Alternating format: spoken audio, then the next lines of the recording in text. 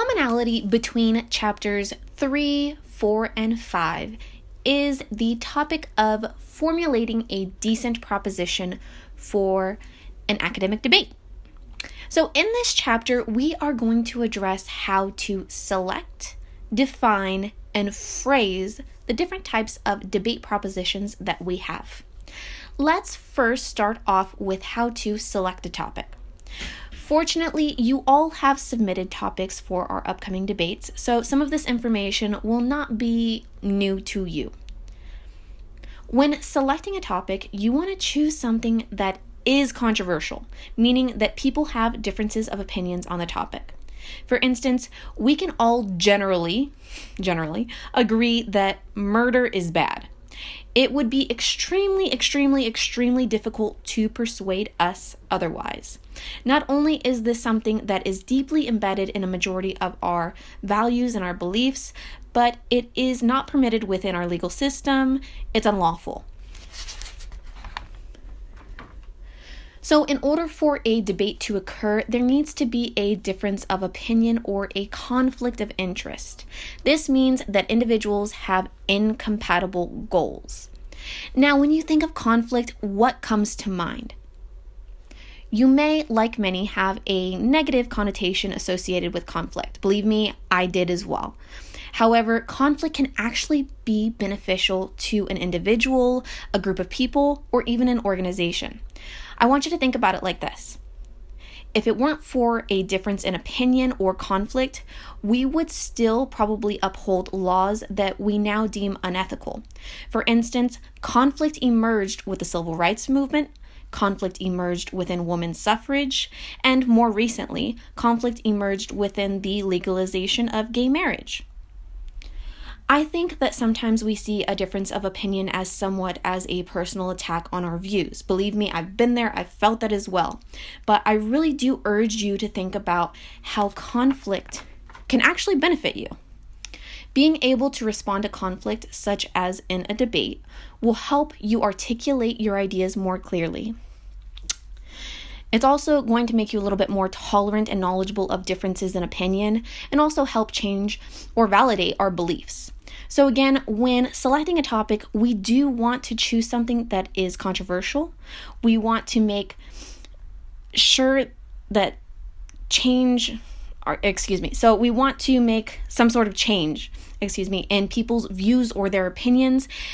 If we are just reconfirming a majority of our audience's beliefs, the impact of our arguments and the debate in itself, it's honestly ineffective and it's essentially pointless. So change needs to be important.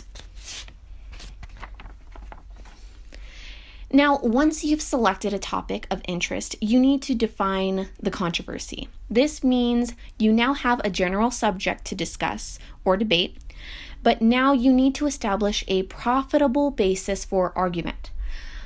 So look at a particular point of difference for the topic. This means narrow down your topic and be as specific as you can. Going back to the example of murder, the topic in itself is somewhat vague. Some might associate murder with abortion or assisted suicide. It's imperative that you clearly define with your debate partners and even your opponents keywords. We're going to talk a little bit more about that in chapter 4. So moving on, once we have a topic and we've focused more clearly on defining what exactly the controversy is, we want to now look at phrasing the debate proposition. Now, for your upcoming debate, I'm going to give each of you a proposition. There will be an affirmative side and a negative side.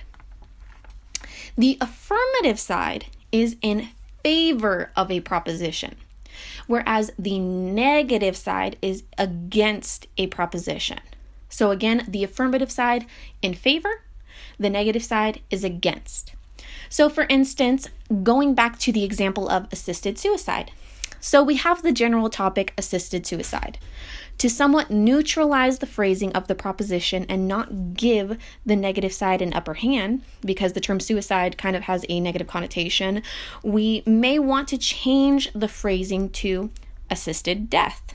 So the proposition might read as terminally ill patients terminally ill patients should have the right to assisted suicide. The affirmative position would be in agreement with the proposition, and then the negative side would disagree with the proposition stated. Typically, propositions are phrased in accordance with the status quo. Now, this is kind of just fancy jargon, which essentially means that status quo is how things currently are in our present system. For instance, in the example provided, assisted death is currently legal in California, meaning that this is the status quo.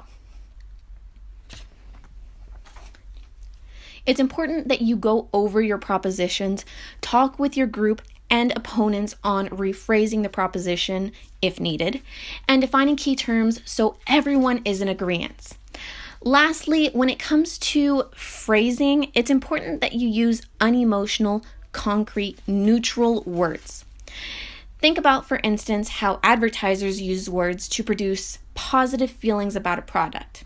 Using negative words such as frugal or juvenile may elicit negative emotions, whereas encourage or accept could produce positive emotions for listeners.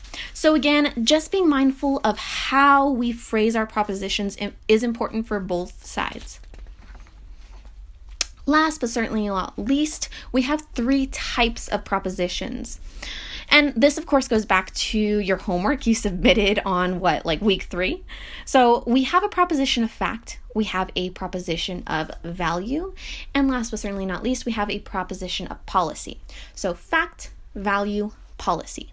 For a proposition of fact, we are looking at whether a proposition is true or false. For example, if we wanted to look at the Illuminati and debate on whether or not the Illuminati exist, as a proposition of fact, we might phrase the proposition as the Illuminati does not exist. The affirmative would say this proposition is true. The negative would say this proposition is false. So again, one side says true, one side says false. Moving on. Second, we have proposition of value. When we talk about propositions of value, we are looking at our beliefs and whether something is good or bad, or even right or wrong. The debate on abortion could fall under this umbrella, but it's really how you phrase the proposition.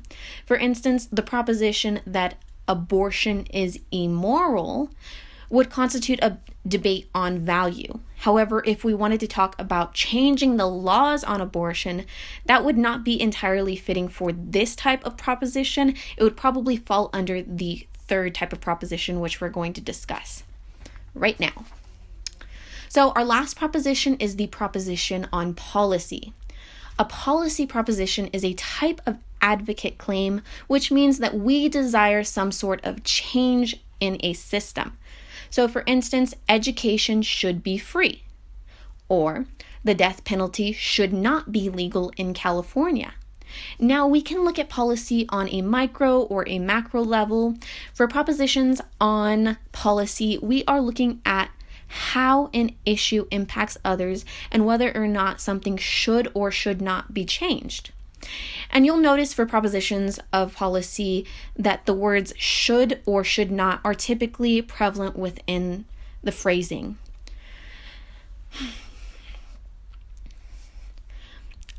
Not everything is black and white. We can see some crossover between the different types of policy.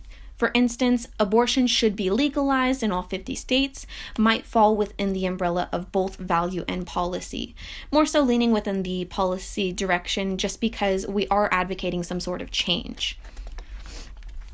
Hopefully, right, you are able to distinguish the differences between the 3. Which, I mean, you did a homework assignment, so hopefully you're able to distinguish the difference between the 3. If not previously, then hopefully now. In Chapter 4, we will dig a little bit deeper into analyzing the controversy and how to go about defining these key terms.